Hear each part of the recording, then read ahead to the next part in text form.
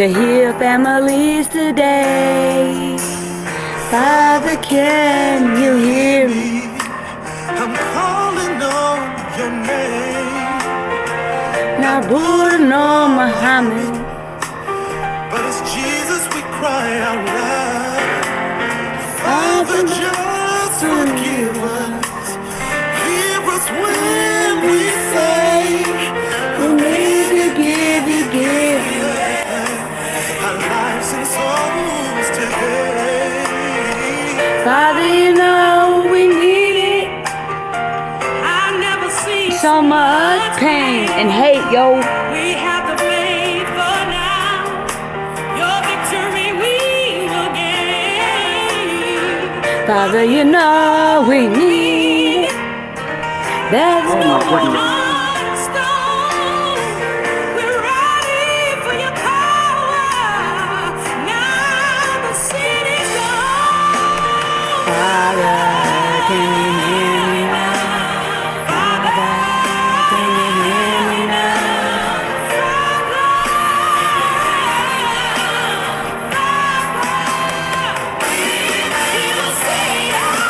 Yeah.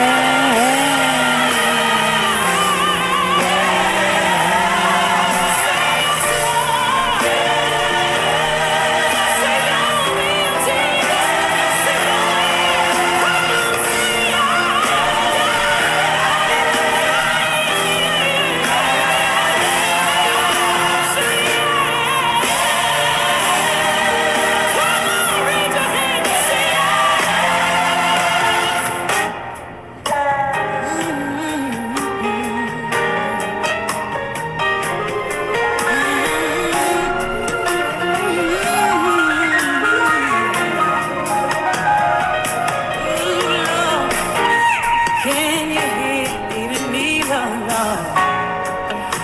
See I'm coming to you, Lord. Just as I am, I'm in need of your blood and the Lamb. Oh, my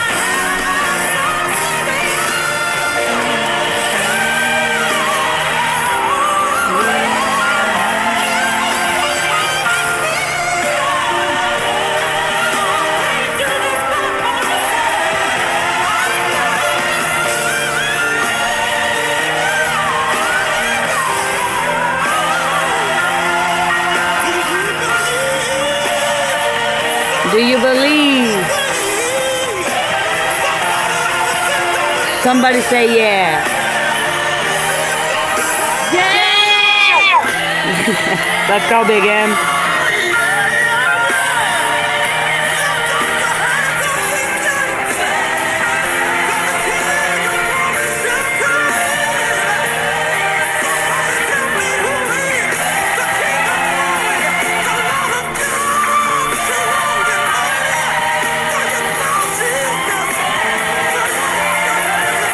Yeah. Somebody. Somebody say yeah. All right, folks, hold on a second. Before I want to put this up real quick. This is a post on Facebook. I don't know if you guys can read it, but I just want to read this little brief stint in here. This is in the community of Detroit, Wayne County. A 14-year-old girl is missing, y'all. The family is asking for the community support. Okay? This 14-year-old little girl's cousin had made a statement that she is disappointed at the lack of community support and care.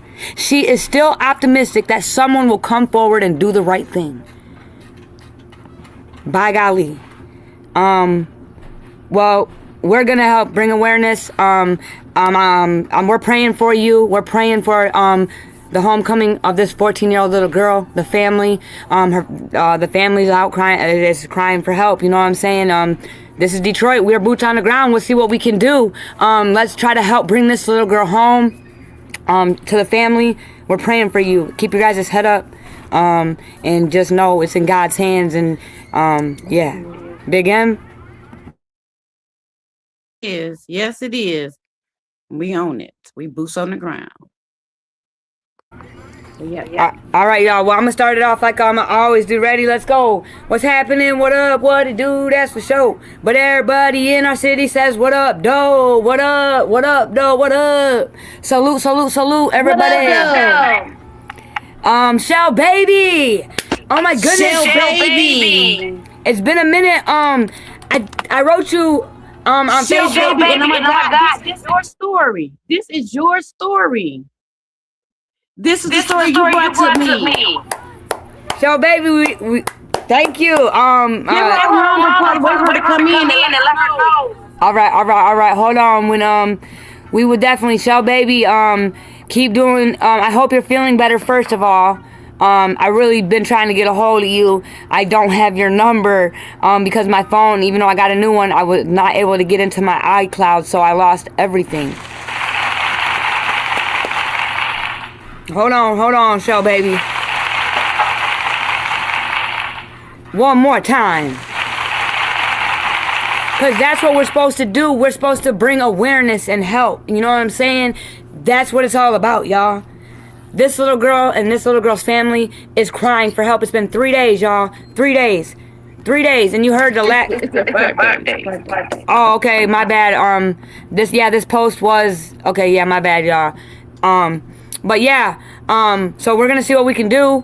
Let's see, real quick, replay gang, salute to you.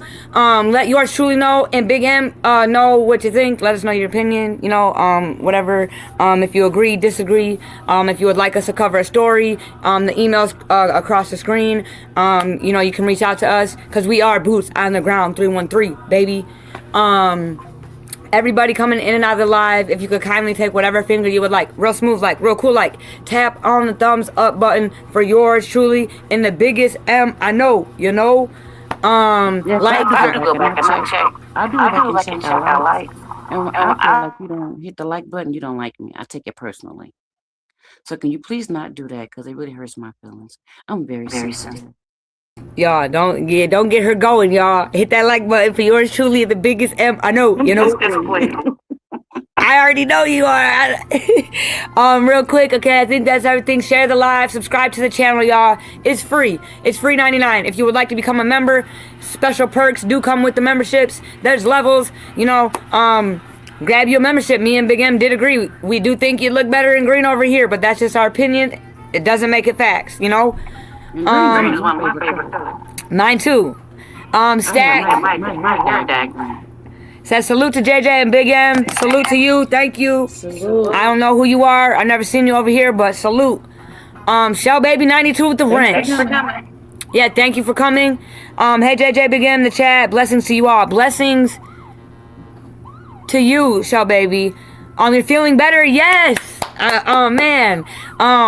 So could you kindly, real smooth, like real cool, like DM me your number on Facebook, so I can get a hold of you, Shell Baby. I would love to get a hold of you, girl. None of apps work. Oh, darn. Well, we're gonna figure it out, Shell Baby. Big M is on the phone. She might drop in and out of the live, y'all.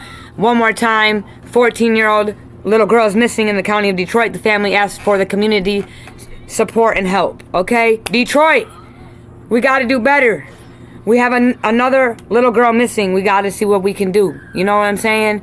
So everybody say their prayers, and hope for the best. We're praying for you, shorty.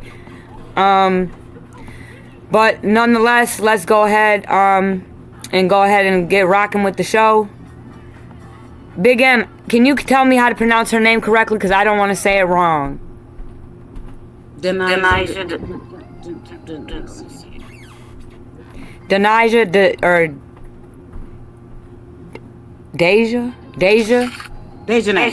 Dejanay. Okay, bet. Dejanay, everybody. 14-year-old female. Dejanay is missing from Detroit. The family's asking for help. So we're gonna see what we can do again, but let's go ahead and get on. We're gonna need flyers to be passed out, but that's gonna another later. We're gonna get some stuff. We get some flyers passed out. So we don't want this to be like Naziah Harris 30 days. We're not dropping the ball. We're gonna do what we gotta do. But we're gonna talk about that at a little later date when I have some more information. But yeah, we own it. I'm Boots on the Ground. Big M is dedicated to it. Let's go. Yours truly in the biggest M. I know, you know, we are in this for real. I told y'all it started with our girl Naziah Harris, but it's not ending with our girl Naziah Harris, okay? It is what it is. Again, there's several families in dire need of the support that Naziah Harris had. So, you know, there's a time where, you know, everything does have to come to an end, even good things, y'all. All things come to an end. Yep. One thing about Naziah Harris, her case is the blueprint for every case after this, because that's showing what we should not do. What we should not do. What should not happen. You shouldn't wait 30 days to go and fake a police report. You shouldn't go to sleep. Allegedly. Ain't no damn allegedly. It's a damn piece. No, because I believe that. I got it in black and white. I believe it's, yeah, they made the report 30 days, but I don't think she went. I feel like Naziah was missing before the 9th. You know, that's what I was trying to say. Allegedly.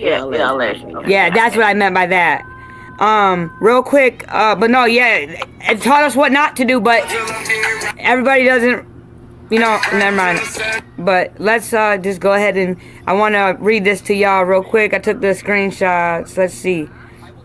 So, what? We're not doing that case tonight. No, I know. Okay, so we have in 2012 Trayvon Martin. We have 2020 George Floyd. All right. We have 2014 Eric Gardner. We have 1991 Rodney King. We have Sandra Bland 2015. We have Breonna Taylor 2020. We have Michael Brown 2014. We have Tamar Reese, he was a 12-year-old little boy, 2014. We have Michael Brown, oh my bad, Freddie Gray, 2015. We have Phil Castle, 2016. Elijah McClain, 2019. Walter Scott, 2015. Ahmaud Arbery, 2020. So we're gonna go ahead and just play the clips of all those names I just named. And if you know, you know. The title, it's in the title. Diabolical. This morning, me and Big M were doing a demonstration, and we've decided to do this tonight. There's a reason, there's always a method behind our madness. So, let's go ahead and start. We're going to just start in 1991. Rodney King. We're going to go ahead and play that clip, and we're going to go down the list. And so we can, you know, because Black History Month isn't just February, y'all. Black History for me and my family is every day, all month, all year round. We don't just bring awareness in February, you know. So for some reason, our topic, and we decided to do this, and there's a reason. So we're gonna go ahead and start with Rodney King, and let's go down the line.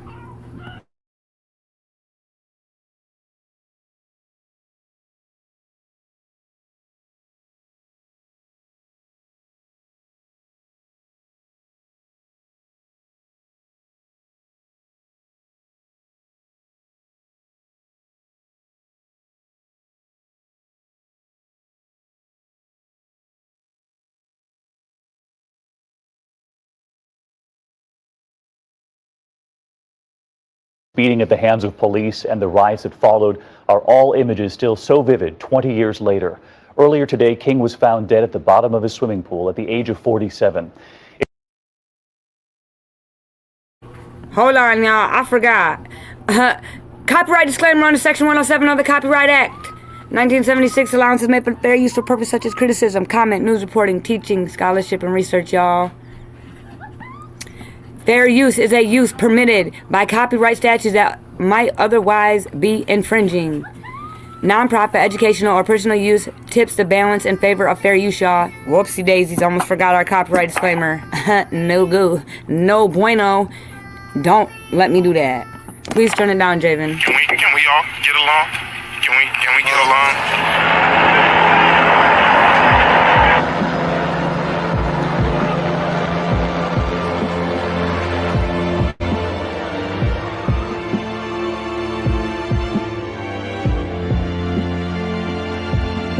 Can we all get along?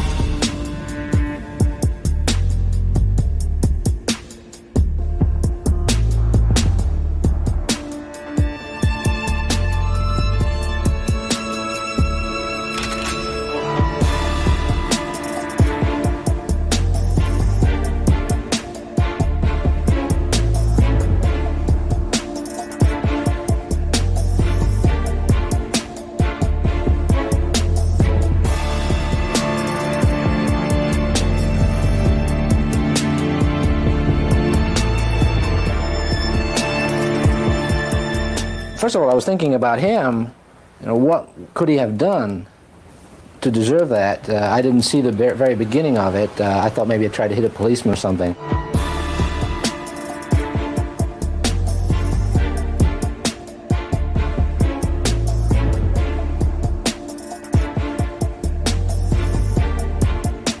What could he have done to deserve that?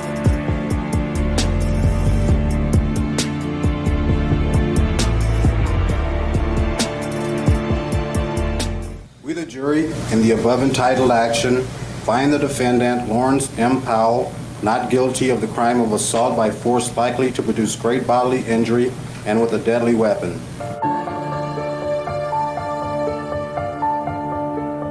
What does this verdict show in your view?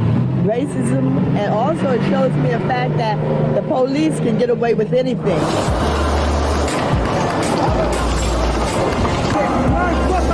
Where I feel we have no other else way to event our frustration out, because we're already at the bottom. What else can we do? Nothing but violence. Can we all get along? Can we get along?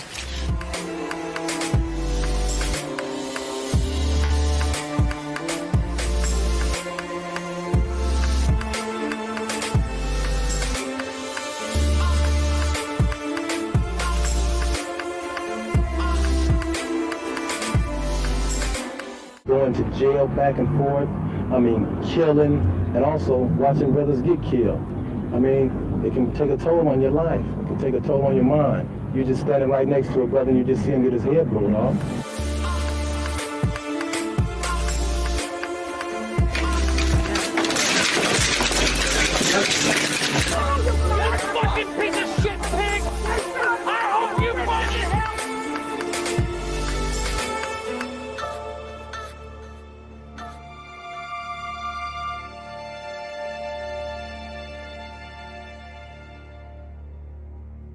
We have injustice in the criminal justice system. And it's not just George Floyd. You look back even in modern history in my lifetime. This started with Rodney King. Rodney King was 30 years ago. We suffered in this city through Abner Louima and Amadou Diallo and Sean Bell and Eric Garner. How many times have we seen the same situation? Yes, the names change, but the color doesn't. And that is the painful reality of this situation. And it's not just 30 years. It is this nation's history of discrimination and racism dating back hundreds of years.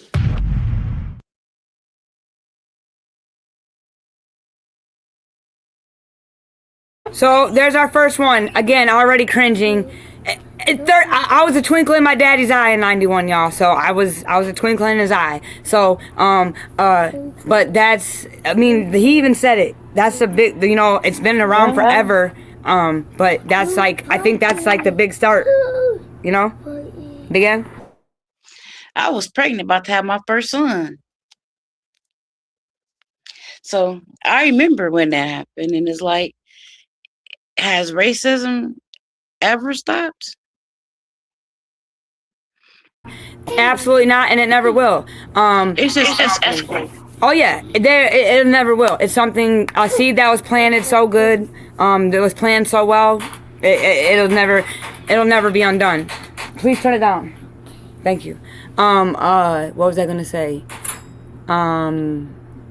So the riots in Detroit in the '60s, because these were this led LA to go nuts. Like George Floyd made the nation go nuts. But the riots in Detroit in the '60s, they were pretty gnarly. But was it about racism? I think it was. Yeah, it was. So now I got to retract my statement. I'm gonna have to go back to the riots in Detroit in the '60s is where that I remember it. It got real bad, and then Rodney King, and then now let's keep going down the line, okay, guys? And they just said it. The name changes, but the color don't. The color of the skin don't change. That's it. and it's diabolical. Or the hate never changes. Where is the love? The hate never changes. And it sure don't, Big M. Say it again. No, it never changes. They cover it up, then they uncover it. Then when you try to uncover it and you cover it, you get exposed, then it's a problem. You're either losing your house, your job, or your life, or you're losing all of them. And now we got the felon in the office. And past editing time by 80% racism is using really Riverside. bad Editing now. is the worst part. Pick him up at. Right here, right in front of this house. Okay. Right in front of 1460? Yes, sir. I left for the grocery store and I just felt like something was off about him. Right. So I said, and there's been a history of break-ins in that building, and I had called previously about this house. Right. Did he walk off from there, or did he stop there last night? He stopped, and he like looked around, and that's why that's what threw me off. Was it's raining. I didn't understand why somebody would be just stopping in the rain. Where was he standing at when he stopped? Right in front of 1460. I called the non-emergency line, and when I got through, I parked at the clubhouse. All right. So you just pulled in here? Yes, sir. And this is where you got out? No. This is where I just stopped to call, and then he walked past me, and he kept looking at my car, and still looking around at the houses and stuff. So then the dispatcher said, where did he go? What direction did he go in? And I said, I don't know. I parked right about where that sign is in the yard. In front of the Ford truck? Yes, right about here. And I saw him walking back that way and then cut through the back of the houses. He looked back and he noticed me and he cut back through the houses. I was still on the phone with non-emergency. And then he came back and he started walking up towards the grass and then came down and circled my car. And I told the operator that. He was circling my car. I didn't hear if he said anything. Right. But he had his hand in his waistband. And I think I told the operator that. And I said, I don't know an address. I think I gave them my address. And they said, give us directions to get to you. And I said, if you tell the police to go straight at the clubhouse and make a left, my truck will be there. And again, they asked me where he went, what direction he went, and I said, I don't know. And then I thought to get out and look for a street sign. Right. So I got out of my car and I started walking. Right. Go ahead. Oh. I was still on the phone with non-emergency and I started walking. Okay. Down this way.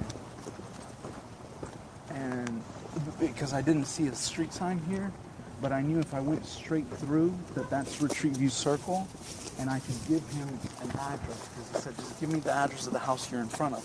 Okay. And there's no address, because these are the back of the houses.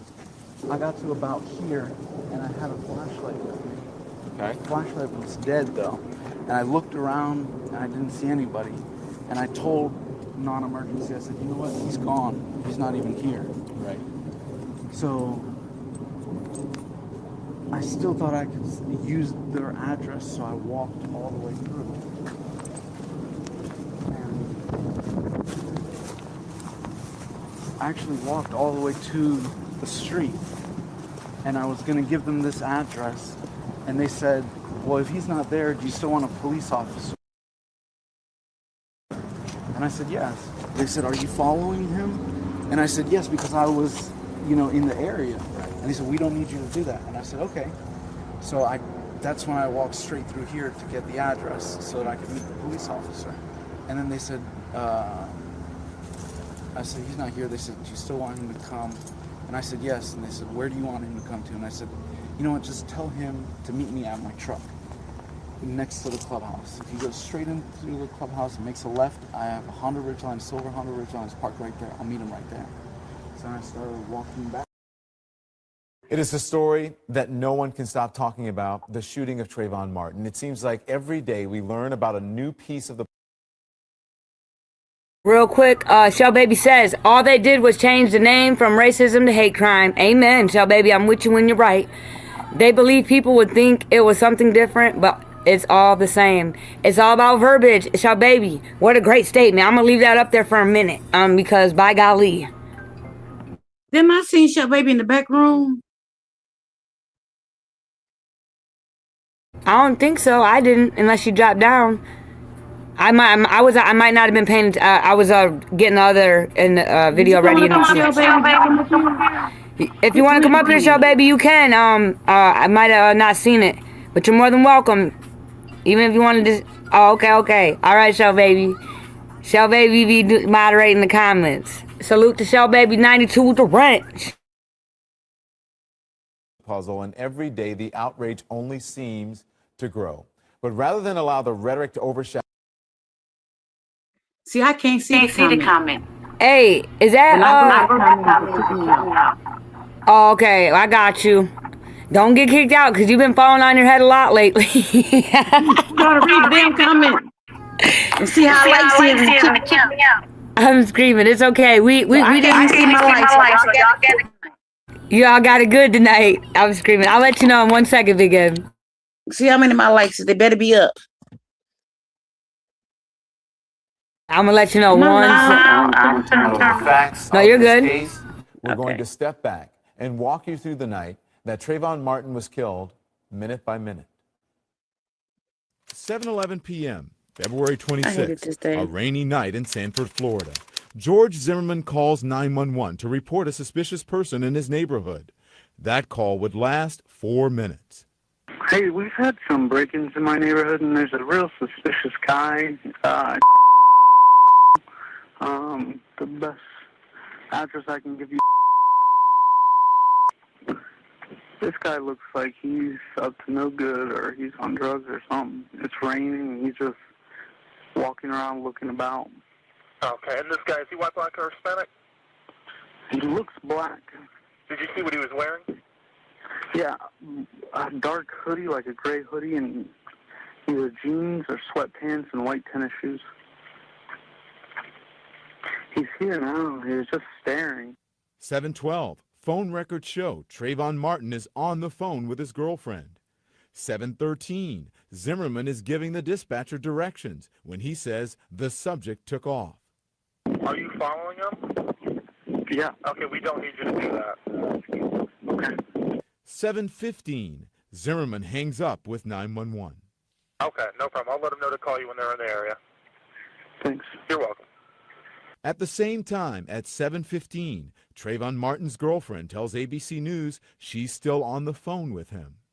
He said his man was watching him. So I said, what you following me from?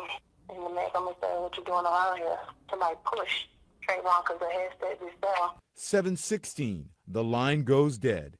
At about the same time, a neighbor's call to 911 reveals background screaming and then a gunshot. Do you need police, fire, medical? Maybe both. I'm not sure. There's just someone screaming outside. Okay. And is it a male or female? It sounds like a male. And you don't know why? I don't know why. I think they're yelling help, but I don't know. Just send someone quick. Say stop. Okay. Does he look hurt to you? I can't see him. I don't want to go out there. I don't know what's going on. So they're sending. So you think he's yelling help? Yes. All right. What is your phone number? Just there's gunshots. You just heard gunshots? Yes. How many? This one. 7:17, Officer Timothy Smith, the first to arrive. And according to the partial police report, the officer says, I was advised by the dispatch that the report of shots fired. And in the span of 2 minutes, Smith canvasses the scene, spots George Zimmerman wearing a red jacket and blue jeans, observes a black male wearing a gray hooded sweatshirt laying face down in the grass, questions the man in the red jacket who admits to shooting the subject and still being armed, secures a 9mm gun, and places the man in handcuffs. The officer observes the man in handcuffs bleeding from the nose and the back of his head, according to the police report. All of this in about 2 minutes, the police report says, a very tight time window, according to senior law enforcement instructor Alex Manning. You really want to know what happened in those couple of minutes? Were they still running? Was he walking around looking for Trayvon, or was Trayvon? We all know George Zimmerman pew-pewed our guy right in the back. Come on now. He killed that boy. He was hunting him. Like, you remember that dude earlier with the AK? Like, I was just thinking about it. Like, Yes. he literally was hunting Trayvon. He was on the phone with his girlfriend, like, minding his fucking business. This dude was out, a predator.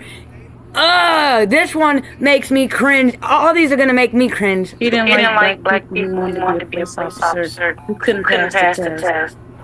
And he just wanted to kill. And he went to the extravagant lengths to do that to us. Like, who does that? These are our blue men, y'all. These are our officers. This is America. Well, Like, he wasn't an officer. He was trying to. They rejected him. Couldn't he pass the test? So, Zimmerman wasn't a police officer. He was. that's why they told him not to stop following him. Yes, he was a fake, like a neighborhood watch guy.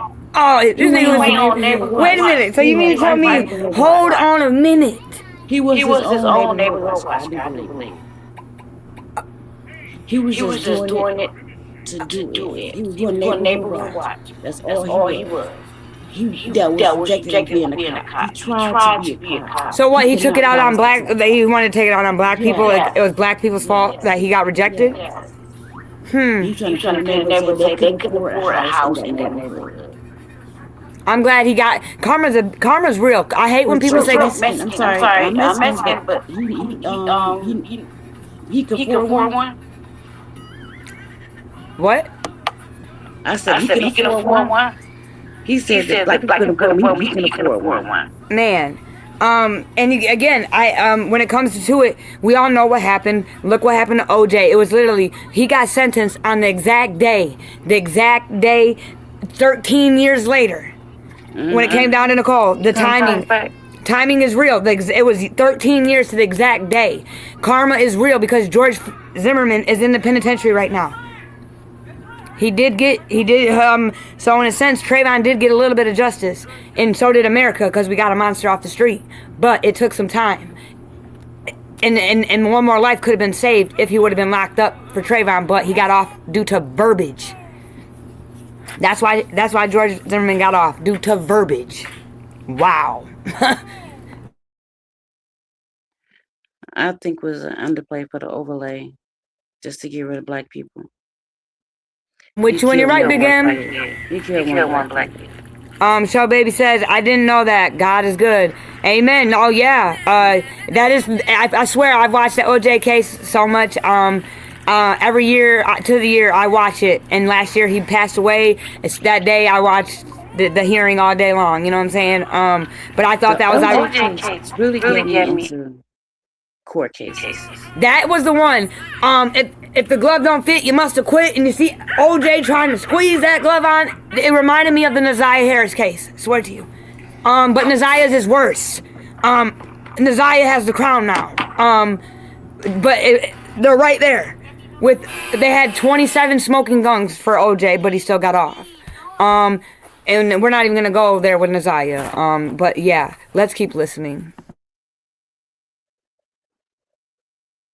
Heading out of there. So in those 2 minutes, you really don't know what exactly happened. 7:19, 2 minutes after Smith, a second officer arrives, Ricardo Ayala, who observes Zimmerman already in Officer Smith's custody. Sometime between 7:19 and 7:30, Ayala says he tries to get a response from the subject on the ground. A sergeant arrives, checks a pulse. There is none. And both officers begin CPR. Another sergeant arrives and takes over chest compressions from Officer Ayala. The fire department arrives, attempts to revive the subject. And at 7:30, a paramedic pronounces the subject, Trayvon Martin, dead. Then the police report says Zimmerman is placed in the back of Officer Smith's patrol car and given first aid. But exactly when that happened is a matter of dispute. Criminal defense attorney Holly Hughes. And we don't even know what time the EMTs arrived. If it took them 5 additional minutes to arrive, you're now down to 5 minutes for them to perform a complete medical examination on him. If he's in that bad a shape, they're not going to do something that takes 5 minutes. They're going to bandage him if he's got a gushing gash in the back of his head. The timestamp on this Sanford police surveillance video shows Zimmerman and officers arriving at the station at 7:52, 35 minutes after the first officer arrived at the crime scene. The police station is a 15-minute drive away. Earlier, I was joined by Alex Manning, a senior law enforcement instructor, and I asked her, after she just saw what she just saw, what that timeline revealed to her. Here's what she had to say. This reveals there was little, if any, medical attention given to George Zimmerman.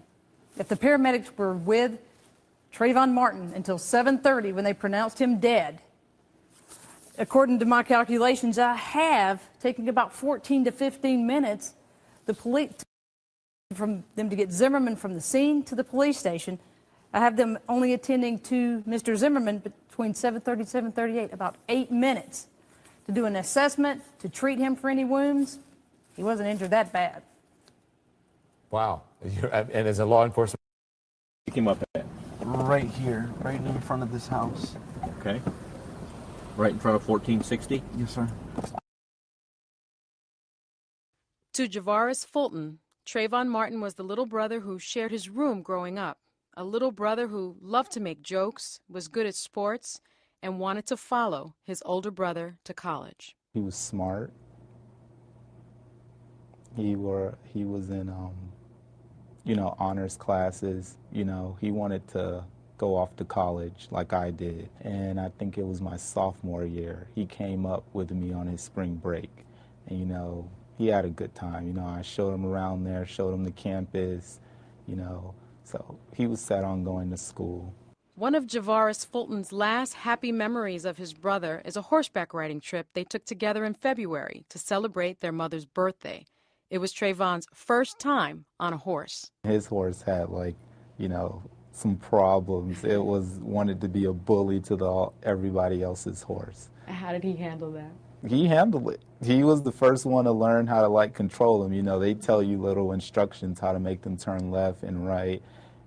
He, first 5 minutes, it was doing whatever he wanted. Just 8 days after this trip. Time for my final thought. I can't breathe.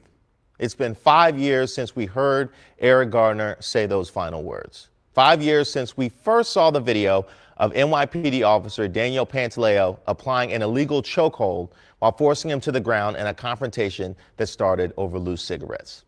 He said those words 11 times. And his death was ruled a homicide by the medical examiner. Still yesterday, one day before the statute of limitations for the case expired, Attorney General Bill Barr, America's top law enforcement officer, made the decision not to prosecute Officer Pantaleo in his death. Not only that, as of today, that officer is still on the force. He didn't even lose his job. The prosecutor who spoke on the case said that it couldn't be proved that he acted in willful violation of the law, that the evidence does not support charging the officer with a crime. Basically, that we can't believe what we saw with. Y'all, I got goosebumps. Goosebumps. Diabolical. He's still working. Danny Pantalonta. I'll never forget that name, yo. May Eric Gardner rest in peace. With our own eyes wow. and heard with our own ears. He said that it'd be an uphill battle proving beyond a reasonable doubt that the officer willfully used more force than he reasonably could have believed was necessary under the circumstances. And sadly, he's right.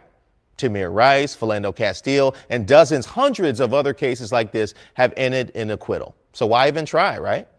We've seen this battle play out too many times before, and more often than not, it ends in acquittal, and that's if charges are even filed. So what message is being sent? What message is intended? Is justice being served, or is this just business as usual?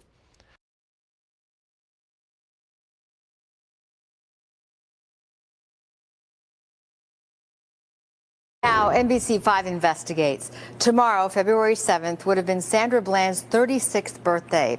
8 years ago, the Naperville woman was found dead in a Texas jail cell after a state trooper had pulled her over in a traffic stop. Now, before she died, she had posted several videos online in which she challenged white people to understand the racial profiling she saw. And now our investigative team can prove that Sandra Bland was right. Christian Farr explains. She was just brave to be 28, my little sister. Shantae Needham will never forget her younger sister. Good morning, my beautiful king. Wait a minute. My big sister's name is Shantae. Okay, let's go. Shout out to Sandra Bland for saying the facts. You know? Because it is what it is. And unfortunately, it cost her life for speaking the truth. But I thought the truth was supposed to set us free. Huh. Okay. Not in America. Only in America. And Queens. Sandra Bland. She was a great cook. She loved to cook for us. She loved her nieces and her nephews. She loved her sisters too, but she really focused on the younger generation. But on July 10th, 2015, Sandra Bland's life turned into a headline.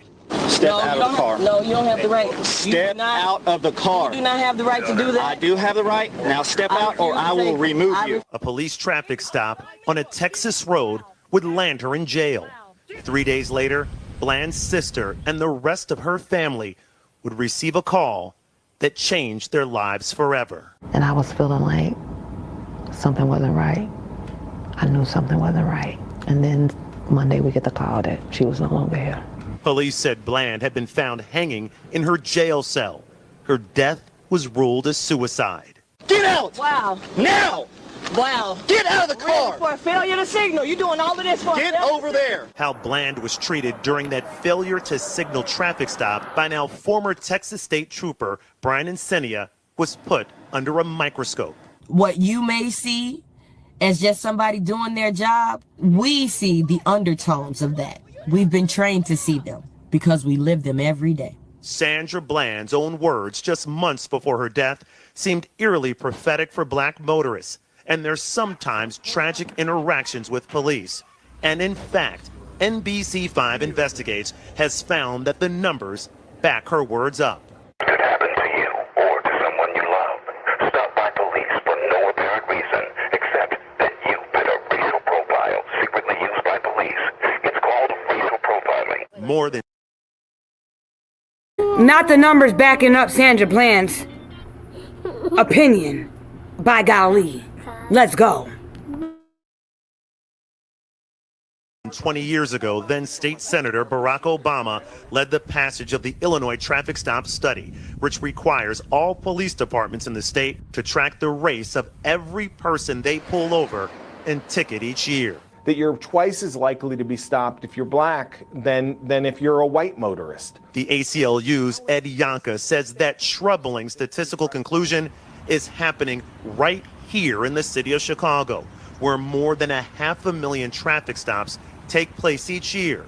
But it's not just in the city. We found that before Sandra Bland died, she had been pulled over 6 times by police in the Chicago suburbs. And almost every police department at that time pulled over minority drivers at a higher rate than white drivers. It's sad that we have to live in a world like So some people might say it's still opinionated, but the numbers match our opinion, folks. Let's go. When the numbers Okay, match. wait a minute. I know I'm going back on topic. I want topic. I was sitting there, I was going on George Zimmerman, I was Googling some stuff. You was going too fast. Okay. So, do you know he sued the Martin family in 2019?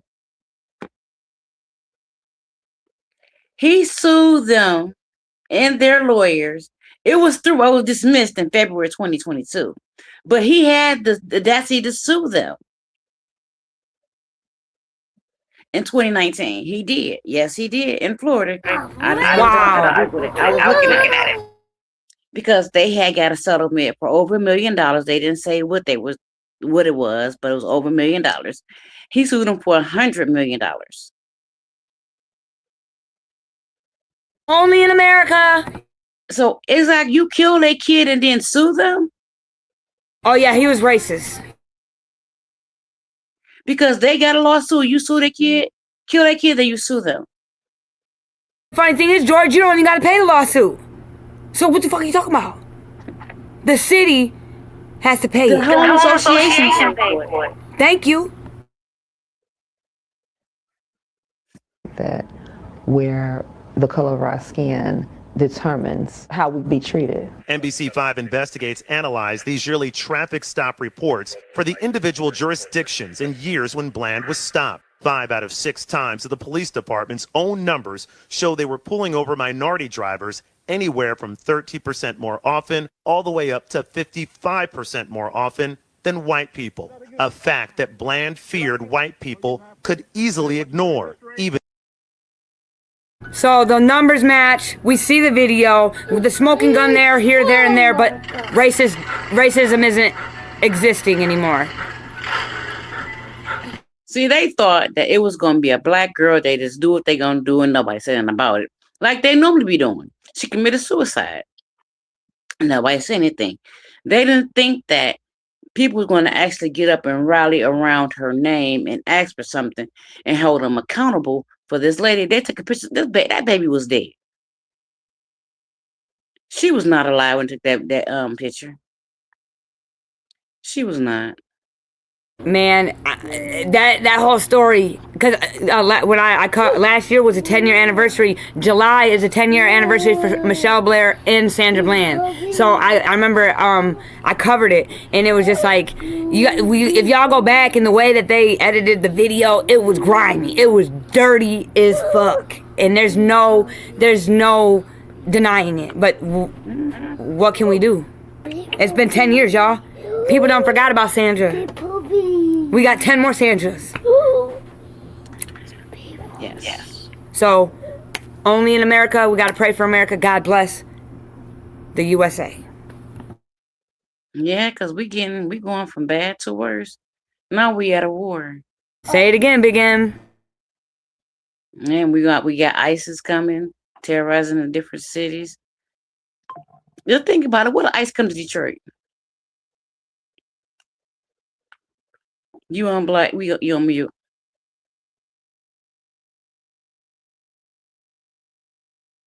That part, say it again, Big M. If they come to Detroit and tell us we got a curfew in Detroit, that's scary. Listen, again, listen, y'all voted for him. Y'all voted for him. I didn't, but I'm just saying these people that are upset now, you all voted for him. So, be mad at yourself. And I said it and I say it again. Be mad at yourself. You voted for him.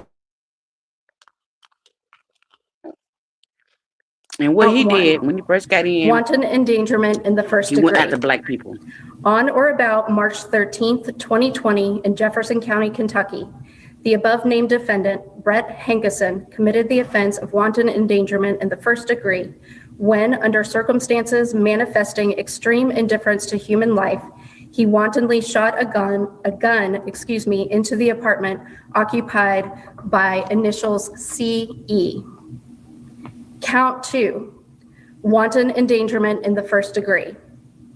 On or about March 13th, 2020 in Jefferson County, Kentucky, the above named defendant, Brett Hankison, committed the offense of wanton endangerment in the first degree when, under circumstances manifesting extreme indifference to human life, he wantonly shot a gun into the apartment occupied by initials CN.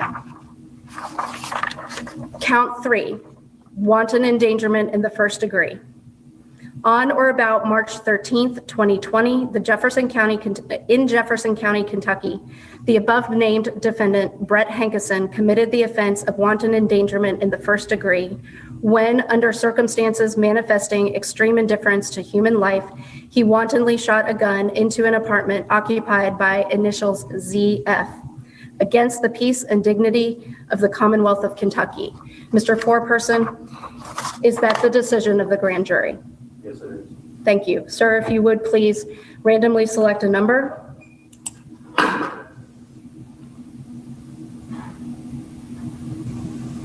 Division 13. Division 13.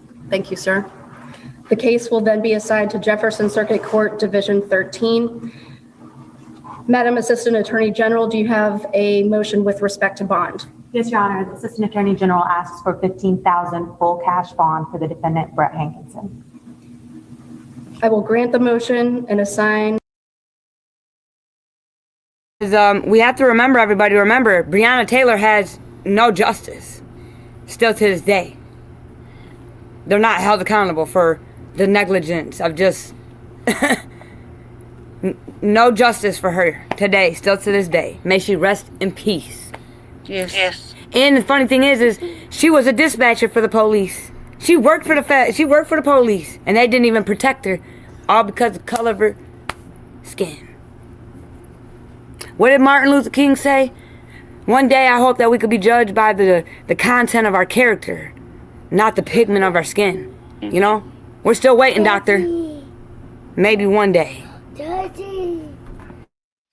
Not the next 3 years, we're not.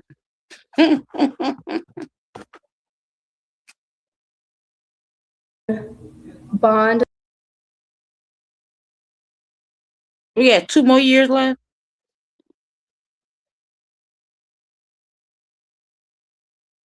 You on mute if you was talking.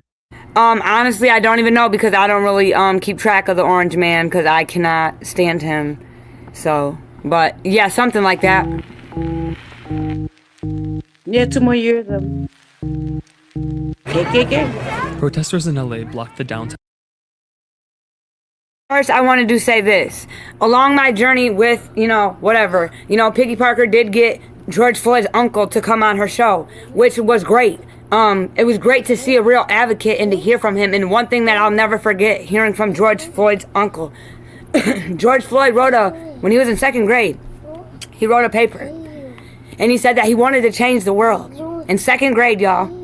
And George Floyd's uncle, when he told that, he almost cried, you could just see in the passion and the realness in his uncle. But it's crazy. George, your dream came true. It's unfortunate that the way he did change the world, but he did. And he didn't even know it. In 2nd grade. He wrote it.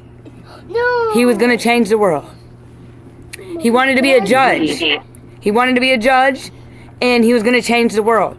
Because he knew he was never going to be able to be a judge. But somehow he was going to change the world.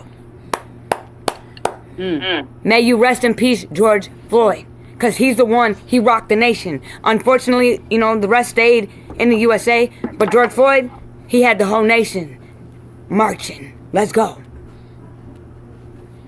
May he rest in peace. Down 101 freeway. 40 people were arrested during a protest in New York City. In Minneapolis, the National Guard moved in as a local police station burned. The anger is over a pattern of police brutality and centuries of inequality, turned into headlines yet again because of the death of one man. I think we all shut up. George Floyd was 46 years old when police handcuffed and pinned him down after, according to officers, he physically resisted. A store clerk had called them in because he believed Floyd tried to buy something with a $20 bill that seemed counterfeit. Floyd was born in North Carolina and grew up in Houston's 3rd Ward. He became a star football player for his high school team. Former NBA star Steven Jackson, a childhood friend, posted tributes on Instagram calling Floyd his twin. He was just a great dude, man. Somebody that supported me genuinely. Again, y'all, I got goosebumps. Diabolical. Floyd wasn't just a talented athlete. He was also a part of Houston's legendary hip-hop community. In the 90s, he recorded under the name Big Floyd and made cameos on multiple DJ Screw mixtapes.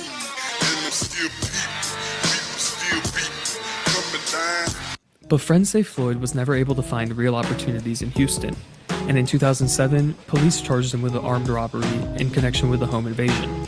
He ended up serving 5 years in prison.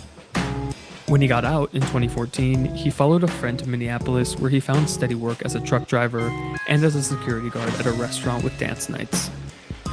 His boss there said his employees loved him. But when the pandemic put the city on lockdown, his boss laid Floyd off, along with other staffers.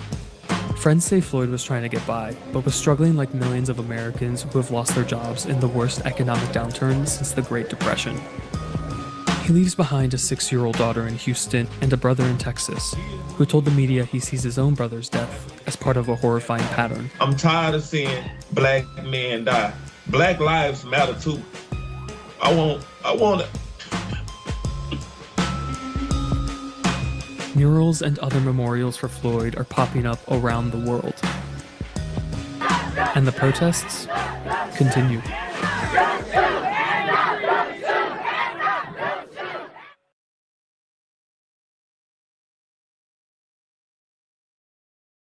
Again, George Floyd, you changed the world, man. You did not deserve any of that. But you rocked the nation. May you rest in peace, man. That one's really hard. Like, I can't, that one's super hard to watch. They're all super hard to watch.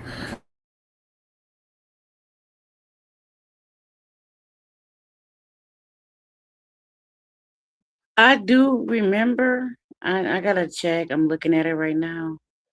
But give me a minute. I got something for you. Okay, give me 1 second. I'm about to pull up this next video.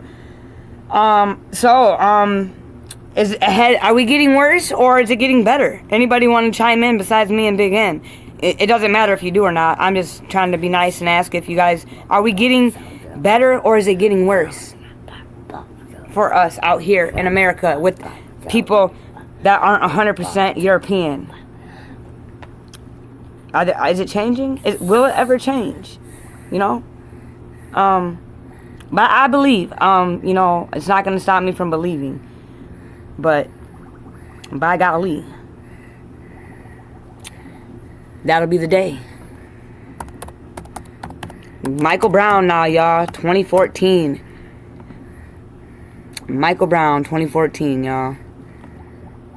Yeah, first I'm actually going to go to two eyewitnesses to the shooting, Don, because we have those with us, Piaget Crenshaw and Tiffany Mitchell. They were there, and along with Tiffany's attorney, Peter Cohen, they say that they witnessed what happened that night. Tiffany. Shell, baby, with the wrench. She says it's getting worse. I don't think it's ever gotten better. I think it was a standstill, and now it's just out of control. Man, I'm with you when you're right, Shell, baby. Great way to lay it down.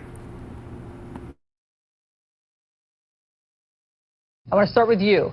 You say that you did not see what led up to the shooting. When you showed up on the scene, the altercation was already in progress. But we have video that I believe you shot of what happened. Let's take a look at this and you can tell us what you saw. What is this? Okay, what I saw was when the cop and my... If I'm not mistaken, I want to see if I'm right. He was another young brown boy shot in his back. Running. He was running away from the police, actually.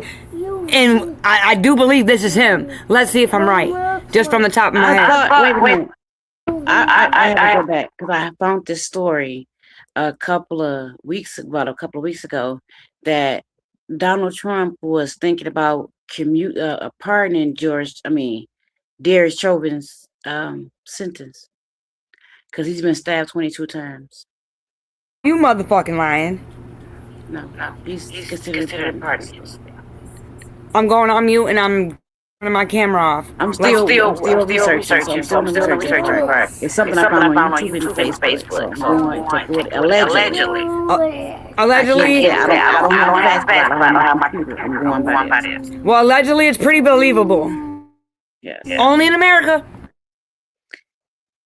No, it's not in America no more. We're called felony country. Hey, America is the Vegas of the 7 continents, okay? That's why everybody comes here. We are the Vegas of the 7 continents. There's no structure, there's no boundaries, there's no nothing. That's why no one wants to go to the other countries, because they have order. There's no order here. That's why everybody wants to come to America, folks. My nurse was telling me that how bad they talk about us in other countries. That they're from different, we were talking about different countries, and she was saying that she got some people from Brazil and what she say, Spain. She was naming different countries. Oh, we're vermin to them. And her best friend wanted to come over to visit her. But so it's not a good time now. It's not a good time for her to travel. Yeah, no, they're shutting the airlines down and shit, y'all. Yeah. Let's keep listening. They don't even want us to. Go ahead, Big M. Oh, dang. She fell again. I hope you got your helmet on, Big M. Like wrestling through the window. It looked as if Michael was pushing off and the cop was trying to pull him in. Then the cop shot a fire through the window. Michael breaks away and he starts running away from the officer. The officer gets out of his vehicle and pursues Michael as he's shooting his weapon. Michael jerks his body as if he was hit. Then he turns around, faces the officer, and puts his hands up.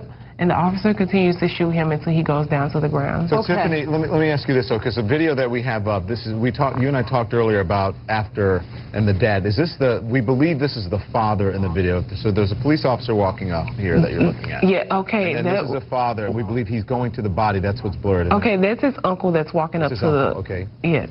So explain to us what happened. Okay, whenever his uncle walked up to him to try to see if that was him, because everybody in the neighborhood was telling him that his nephew was shot, he tried to walk up and see if that was him, and then the officers immediately run to him and tell him to get back behind the tape. And he asked, I'm sorry. Sorry, that's what we're looking at right now. And so they were trying to go to the body, and the family members were being blocked. Yes. Piaget, did you get a better... did you get a better, were you able to see better of what happened, the confrontation in the car and the shooting? Well, when I first looked out of my window, it was because Tiffany was calling me to come down.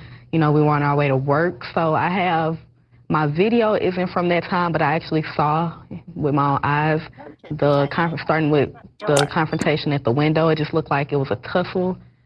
Some struggle going on. I couldn't really tell really from my angle, but then I saw the police just get out and chase him forcefully down the street and shoot him down. And Piaget, when you saw this out your window, when you say you saw a tussle at the window, do you mean that Michael Brown was outside of the police car and the policeman was inside the police car and they were sort of arm wrestling through the window? Or what yes, did you ma'am. say? Okay. I mean, like Michael was outside of the police car. And the police was inside and just seemed like he was just trying to, it was just some kind of Michael trying to get away really quickly and the police wouldn't let him. So that's when I heard the shots fired. Did you ever see a moment where Michael was in the police car? No, ma'am.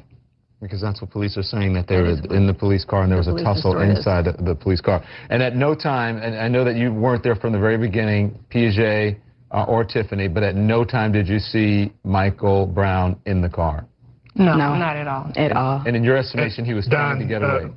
Go ahead. Don, one other important thing that perhaps these young ladies aren't saying is there was if you look at the video, there was a good deal of distance between where the officer fired at Michael Brown and, where he was hit and where the officer was. I mean, he was, I think, well away from the officer, is my understanding from looking at the video and talking to those He was young really ladies. far away from the vehicle whenever the fatal shot was fired. Piaget, did you ever see a moment where it looked as if Michael Brown was reaching for the officer's gun? No, I couldn't see that closely from my balcony. I could actually see the opposite side of the car, but he was outside of the car and it just looked like a struggle was going on. And the police actually shot kind of carelessly. They shot my neighbor's building that was on the opposite side of the police car, and they then later came and removed that bullet. So anybody could have been standing right there. How do you guys feel about the response from the police department and from, I mean, this is your area, your town, St. Louis, Ferguson. I think, Piaget, you live in North County, right, which is where Ferguson is, and you live in St. Louis County, correct, Tiffany? I live in St. Louis City. You live in the city I feel of like St. it's Louis. very unfair. If he was trying to get away from him, why did he continue to shoot at him? Exactly. I still don't get that part at all. Like, why was he killed trying to get away from the officer? And even when he turned around and put his arms in the air, he was then overkilled, shot multiple times. How far away did he get from the police car? Oh, he ran a good 20 feet down the street. Yeah, it was away from, if you can look at the vehicle, if you can look at the photo, he was way behind the vehicle whenever he was fatally shot. And he was facing the officer with his hands up whenever he went down. Piaget, that first shot that you heard, did that come from the police car? Yes, ma'am. And could you tell who fired that first shot? Well, when I looked out the window, I saw the original tussle going on. I quickly just turned around, grabbed my purse, tried to run to the other window, and at that time, it was over with. I heard the shots fired, and I saw the hole with the building in it, and Michael was running down the street at that time. So. All right, guys. We really appreciate you coming out.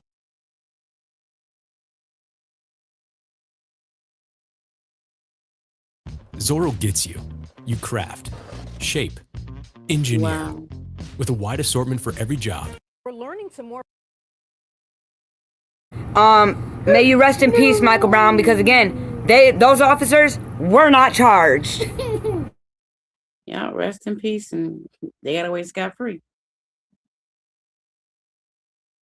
Facts right now in regard to this enhanced video that the grand jury apparently saw. I just looked at it myself. Evidence, according to the and they're going in section, almost frame by frame. First of all, it shows that a lot of children were at that recreational center outside at the time the officers pulled up.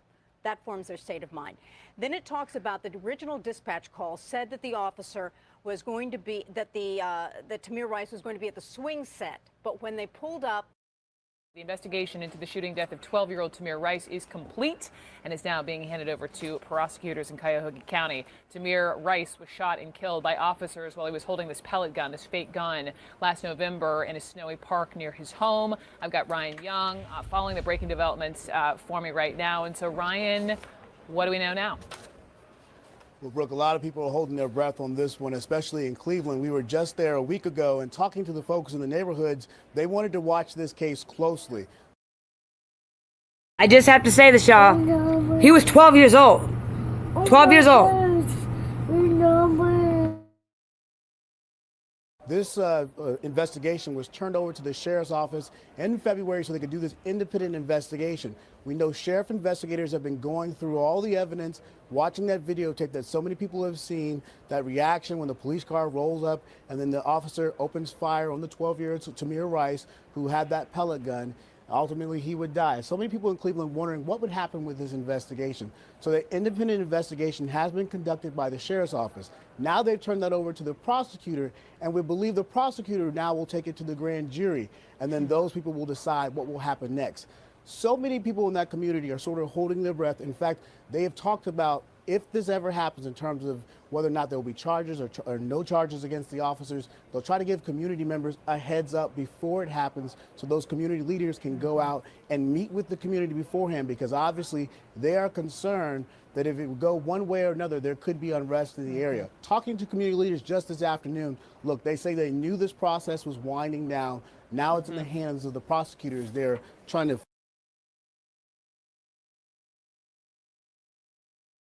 And again, in that case, no justice. Let's keep going. This would be Freddie Gray, y'all. This is Freddie Gray. Another one. No justice, no accountability. Just another life gone.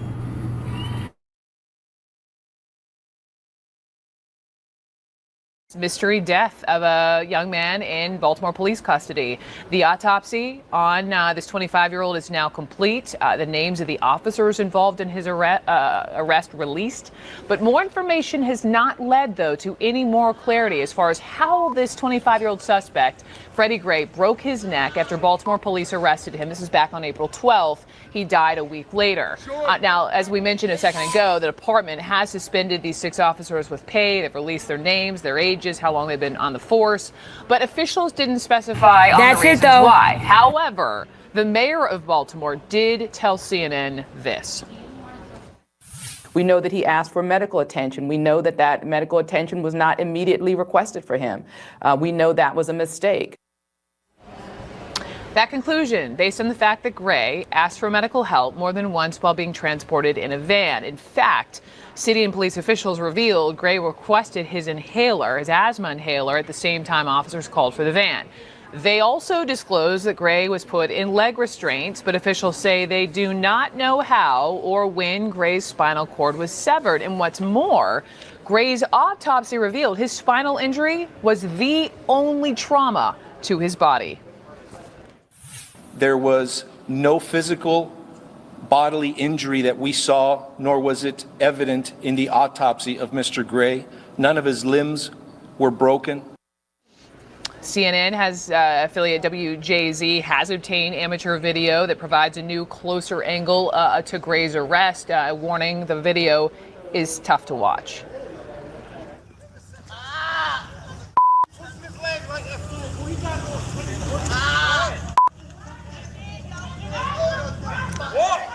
Shorty, that was after they tased out him like that. Man, I've been recording. I've been recording it. Get his badge number, yo. I've been recording it. What car they come out of, yo? He on a bike, yo, right there. Him right there. He on a bike. I got it. Don't worry about it. Don't worry about it. Don't worry about it, yo. Get his badge number, his chump badge. After they did tase yo like that, you wonder why he can't use his legs. This is America, folks. Do you hear him screaming? His back's broke right now, y'all. They don't give one fuck.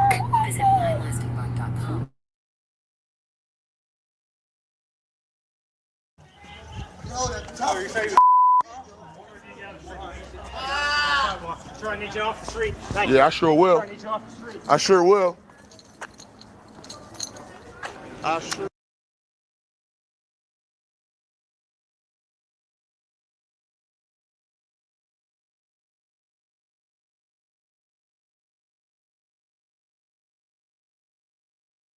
The mother of that police officer who shot and killed an unarmed man in the back.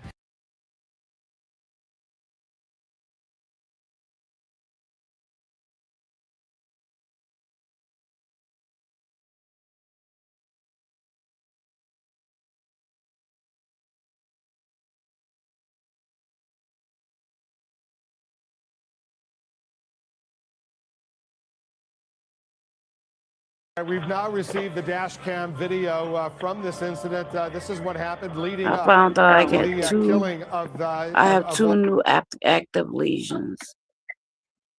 Okay. That's what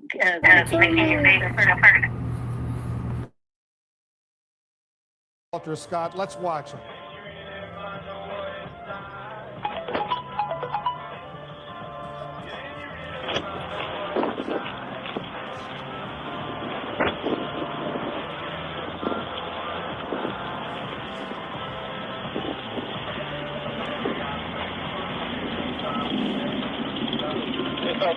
Your license or chase insurance card?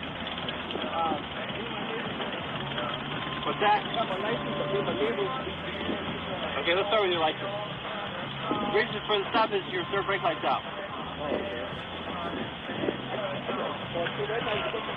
Okay.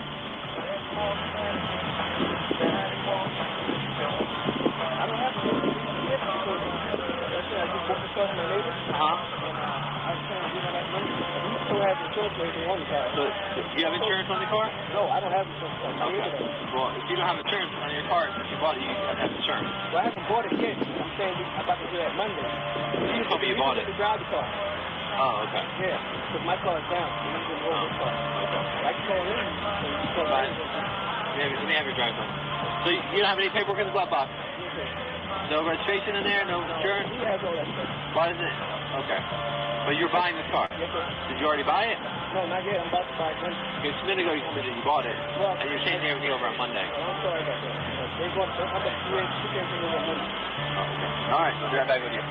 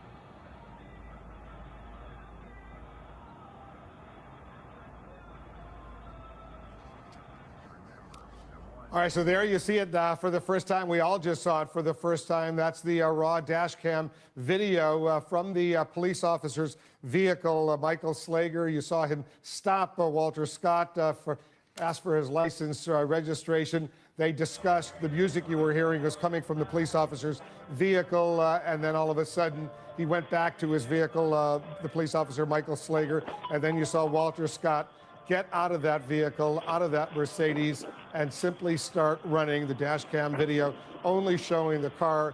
The other video then later picking up, we're showing you the beginning of this dash cam video. The way you see an idea in your mind.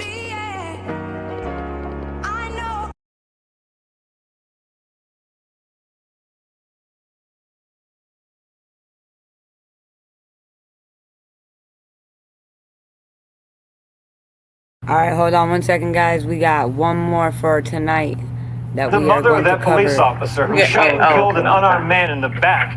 Hold on. We got one more for tonight.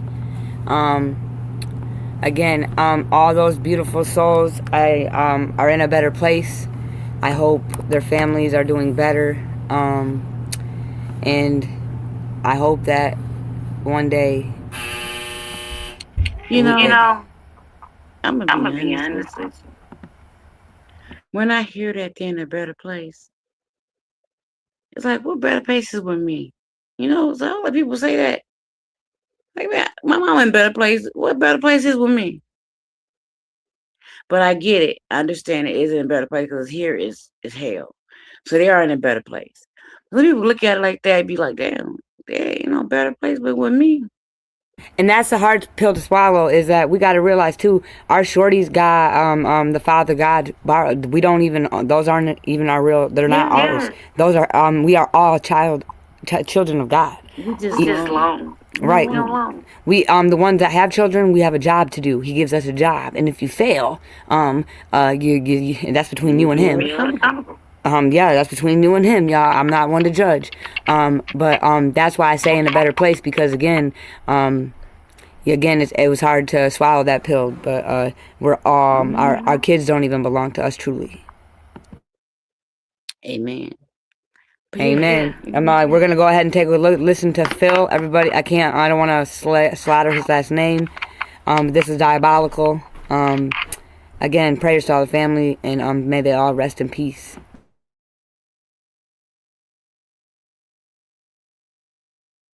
Not be home with his family. He should be somewhere in jail, handcuffed. I want Governor Mark Dayton to allow these people who are licensed to carry to have more rights. If we are able to carry, license to carry, then a police officer should not be able to gun a man down for no reason. Exactly. Also, I would like for him to get more involved in these police officers. They have mental problems. They have battles that they're fighting. So when they're coming out here to serve and protect, they're not serving and protecting us because they're damaged from all the past and previous people they didn't kill. I wanted everyone in the world to know that no matter how much the police tamper with evidence, how much they stick together, no matter how they manipulate our minds to believe what they want. I wanted to put it on Facebook and go viral so that the people could see. So that the people could see. I wanted the people to determine who was right and who was wrong. I want the people to be the testimonies here. All of us saw. You know, they did say, we the people, on that one document that John Hancock signed and stuff. We the people. with our eyes. Only thing you guys didn't see is when he shot. And if I would have moved while that gun was out, you would have shot me. Listen. So I chose to allow the video to go live 10 seconds before my phone died because I wanted everybody in the world to see what the police do and how they roll. And it's not right. That was Phil's girlfriend, yo. Shout out to her. Shout out to her. You can listen to what she said. She said it. She said if I would have moved, I would have lost my life. Can you imagine being in that situation? I'm gonna say this. I'm light skinned, yo. I've been slammed by the police in Oakland County. If you are not 100% European, you don't got them blue eyes. Sorry, y'all. I got brown eyes, so I'm not privileged. It's scary. I just got pulled over the other day, and they said, "Why are you nervous?" And I'm straight. I got L's. I'm straight. I don't have no reason to be nervous except for you're the fucking police. It's crazy. Even when I know all my I's are dotted, T's are crossed, I can get rolled, and my heart is still gonna do this every time. And I'm gonna shake. I'm gonna be trying to get my license out, and they're gonna be like, "Oh, step out of the vehicle, please. You're nervous." And I had to step out of the vehicle. They tossed my car, and they said, "Why are you nervous?" And I told them, "Because you're the fucking police." The fuck? And I got on the horn immediately, yo. So again, sorry, I might be light skinned and stuff, but I don't have blue eyes, y'all. So that's a dead giveaway right there for them folks. But we're gonna go ahead and end it. That was okay. No, wait, we're finished. All right, go ahead, Begum. He didn't get prosecuted, but the family did get a settlement. They got a $3 million settlement. I wouldn't even want it. I tell them take that $1 million, and you know what with it. Yep. In 2017. I haven't read the whole article, but they nearly reached a settlement. For them, they reached settlement of his death. Well, I guess. But this is America, y'all. Served by insurance company. Wrongful death insurance company. Oh wait, the insurance. So, okay, I'm just gonna. Not even the city. The city didn't even have to pay it, right? To a insurance trust. Oh. And that was written by CNN. Okay. And then I just have to say this too. The lady, I can't remember her name or what state. It was just last year. The cop got off. He was found not guilty. She was pregnant, and she was being accused of stealing a bottle of liquor from the store, and they tried to get her out of the vehicle, and her car moved a little bit, and they just lit her up, and she was pregnant, and he got off. He was found not guilty. Diabolical. There's one a year, literally. Blessings to both of you and the families out there that have experienced this crazy racism in this world. Amen, because racism does exist. It's still happening. It's right now, as we talk. Shell Baby, thank you for always pulling up, doing what you do. It's all love over here, y'all. And is that all you wanted to say, Big M? Yeah, I can't do search fast. My phone's working. All right, that's good. But we're gonna be coming back later, tomorrow. And again, remember, you're smarter than you think. You're braver than you believe, yo. And you're stronger than you seem. I feel it in my heart and soul, y'all, every time. It's all love over here, y'all. It's real over here, y'all. And until next time, y'all be real smooth with it, real cool with it, and most importantly, as true as you can be with it, y'all. Big M? My favorite line. Peace. Till next time. Salute. Salute.